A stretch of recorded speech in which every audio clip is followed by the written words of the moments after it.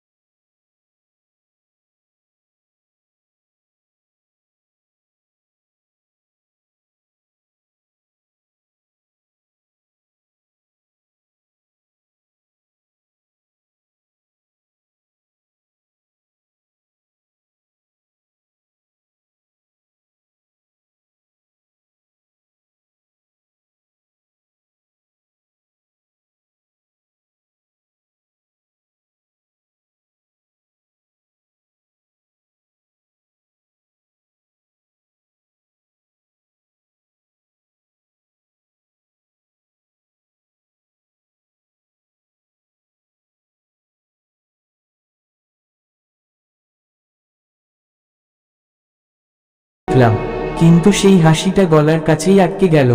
হঠাৎ গাড়ির ছাদে কিছু একটা পড়ার ভারী শব্দ হলো, ধপ। শব্দটা এতটাই জোরে ছিল যে গাড়ির ছাদটা একটু দেবে গেল। আমাদের 4 জনের হৃৎপিণ্ড যেন মুহূর্তে স্তব্ধ হয়ে গেল। কেউ নড়তে পারছি না, শ্বাস নিতেও ভয় হচ্ছে। ঠিক তখনই গাড়ির ছাদ থেকে ওপরের দিকে উল্টো হয়ে একটা মুখ ঝুলে পড়ল উইন্ডস্ক্রিনের সামনে। একটা বুড়ো মানুষের মুখ, চামড়াগুলো ঝুলে পড়েছে, চোখ দুটো সম্পূর্ণ সাদা, তাতে কোনো মনি নেই। আর তার ঠোঁটের কোণে এক চিলতে পৈশাচিক ক্রূর হাসি।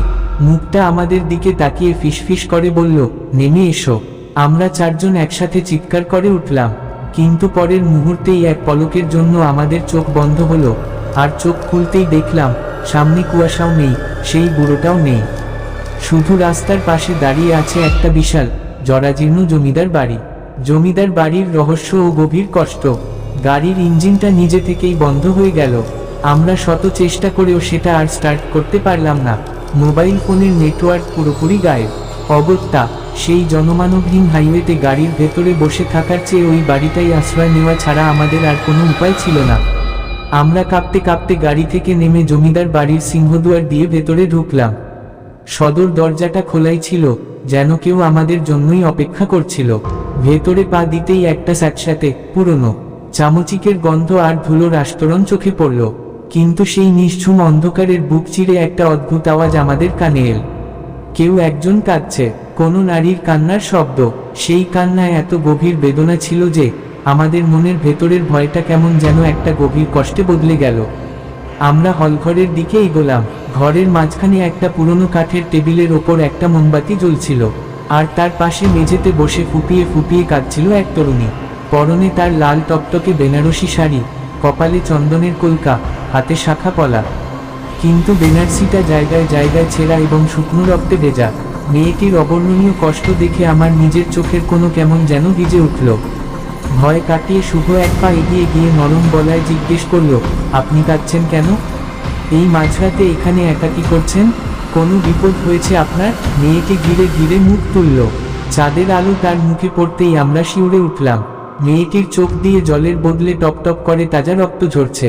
সে আমাদের দিকে তাকিয়ে এক চরম কষ্টের ভাঙা গলায় বলতে লাগলো, আজ থেকে ঠিক 50 বছর আগে এই মে মাসের এক রাতেই আমার বিয়ে হওয়ার কথা ছিল। এই বাড়িটা তখন আলোয় আলোকময় ছিল, সানাই বাজছিল, কিন্তু আমার স্বামী যখন পালকিতে চড়ে এই গ্রামে আসছিল, তখন মাঝরাস্তায় ডাকাতরা তাকে নির্মমভাবে কুচিয়ে হত্যা করে। সেই খবর শুনে আমি এই ঘরেই গলায় দড়ি দিই, কিন্তু আমি মুক্তি পাইনি। আজ 50 বছর ধরে আমি এই লাল বেনারসি পরে তার জন্য অপেক্ষা করছি। সে আসে না, সে আর আসে না। মেয়েটির গলার সেই নিঃসঙ্গতা আর চিরন্তন অপেক্ষার কষ্টটা আমাদের চারজনের বুকের ভেতরটা দুমড়ে মুচড়ে দিল।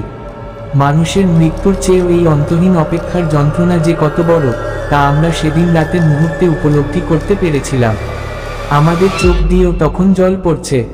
ভৌতিক তাণ্ডব ও চরম আতঙ্ক। কিন্তু পডকাস্টের বন্ধুরা, গল্পের মোড় এখানেই ঘোরে, কারণ প্রেতাত্মারা বেশিক্ষণ নিজের আবেগ ধরে রাখতে পারে না। মেয়েটি কাঁদতেই কাঁদতেই হঠাৎ চুপ হয়ে গেল। তার চোখের জল শুকিয়ে গেল। সে আচমকা একটা বিকট চিৎকার করে উঠল, আর সাথে সাথে তার মাথাটা ঘাড়ের ওপর পুরো 180 ডিগ্রি ঘুরে পেছনের দিকে চলে গেল। তার গলার মিষ্টি আওয়াজ বদলে গিয়ে একটা ভারী, কর্কশ এবং পৈশাচিক গর্জন হয়ে উঠল, তোরা এসেছিস। তোরাই সেই ডাকাতদের বংশধর। তোরাই আমার স্বামীকে আমার থেকে কেড়ে নিয়েছিস। আজ তোদের রক্ত দিয়ে আমি আমার শিখির সিঁদুর রাঙাবো। আমরা আতঙ্কে 4 পা পিছিয়ে গেলাম। পালাবার জন্য দরজার দিকে ছুটলাম, কিন্তু আমাদের চোখের সামনেই জমিদার বাড়ির সব কটা ভারী কাঠের দরজা আর জানলা একসাথে দড়াম করে বন্ধ হয়ে গেল। চারদিকের দেয়াল থেকে কালো কালো পোচাগলা হাত বেরোতে শুরু করলো, যেগুলো আমাদের ধরার জন্য ছটফট করছে। ঘরের ভেতরের টেবিল, চেয়ার, আলমারিগুলো নিজে থেকেই শূন্যে ভাসতে শুরু করলো। আবির আতঙ্কে মেঝেতে বসে পড়ে নিজের কান দুটো চেপে ধরে বলতে লাগলো, আমি কসম খাচ্ছি, আমি আর কোনোদিন কোনো মেয়েকে দেখে ফ্লার্ট করব না। আমি প্রতিজ্ঞা করছি আমি সন্ন্যাসী হয়ে যাব। প্লিজ আমাকে বাঁচাও। একটা বিশাল কাঠের চেয়ার শূন্য থেকে উড়ে এসে সায়ন্তনের ঠিক পাশে দেয়ালে ধাক্কা খেয়ে ভেঙে চুরমার হয়ে গেল। শুভ একটা ভাঙা টেবিলের পা কুড়িয়ে নিয়ে কাঁপতে কাঁপতে বলল, আজ বাঁচি আর মরি, এই পেতনির মাথা আমি ফাটাবই। কিন্তু ভূতকে কি কাঠের টুকরো দিয়ে মারা যায়? সেই বেনারসি পরা ডাইনিটা এখন শূন্যে ভাসছে। তার চুলগুলো চাবুকের মতো বাতাসে উঠছে, হাতের নখগুলো ক্রমশ বড় আর ধারালো হয়ে উঠছে। সে হাত বাড়িয়ে আমাদের দিকে এগিয়ে আসতে লাগলো। আমরা দেয়ালের কোণে সেধিয়ে গেলাম।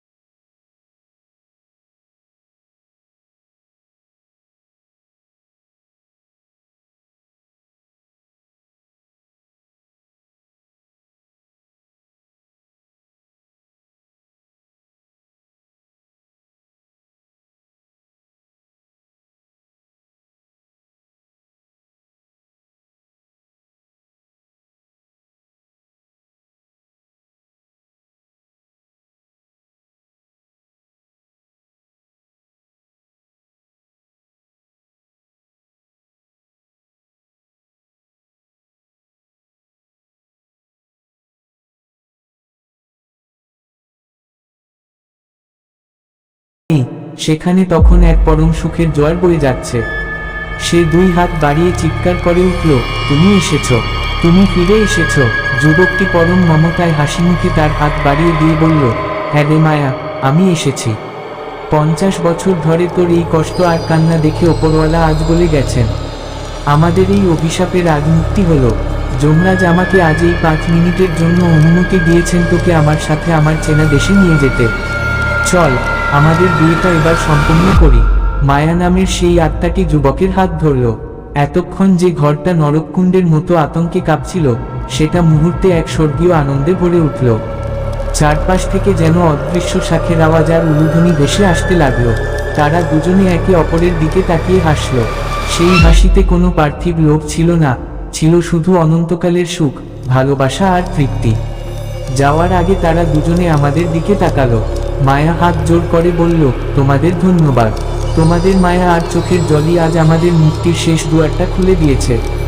ভালো থেকো মানুষেরা। সোনালি আলোটা ক্রমশ তীব্র হতে হতে একসময় বাতাসে মিলিয়ে গেল, আর তার সাথে সাথেই মায়া আর সেই যুবকের আত্মাও চিরকালের জন্য শান্তিতে বিলীন হয়ে গেল।